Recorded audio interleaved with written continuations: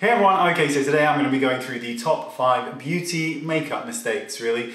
Now remember, there's no such thing as a mistake if it works for you. If you like it, then go for it. Just because I don't like something doesn't mean that I deserve bad things. It's, you know, we all like different things.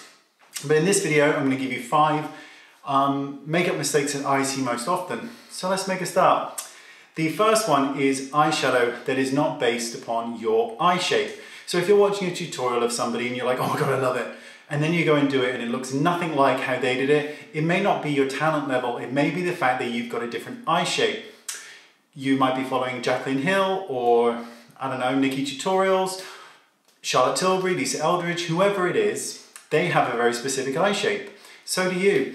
So if you're following one of them and say they've got a deep set eye, but yours is hooded, it's going to look totally different. So you need to adjust based upon your eye shape. So in the description box are all videos linking on how to find your eye shape and what your eye shape is. So if you look at my eyes straight on, I've got a standard eye, which means it's not too far apart, it's not too close together, and you can see my eyelid when it's open all the way around. As I get older, it's going to become more hooded, but at the moment, it's still a standard eye.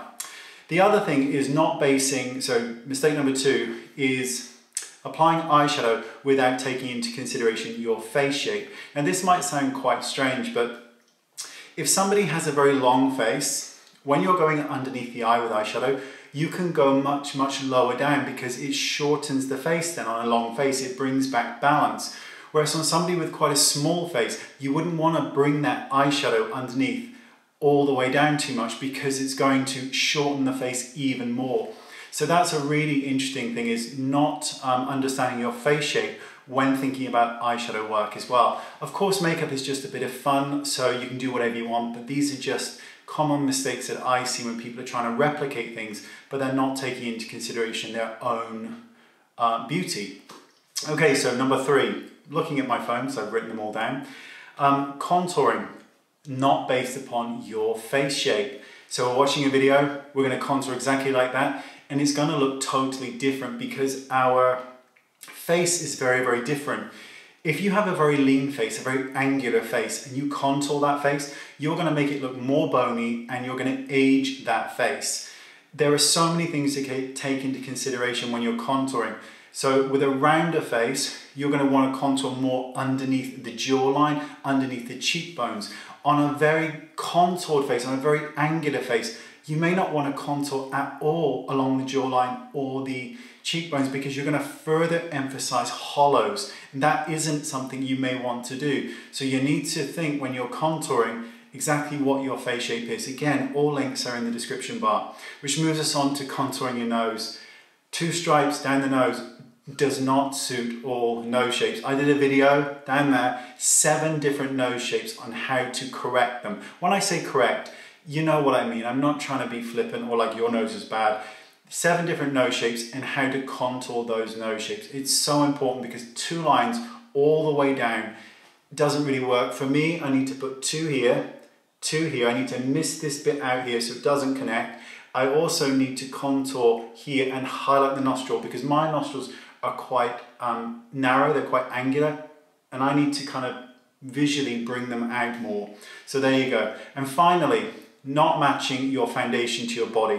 Now there are lots of different ways to do this, but if your body is on show and your face is one color and your body is another, it's incredibly, it can look quite jarring.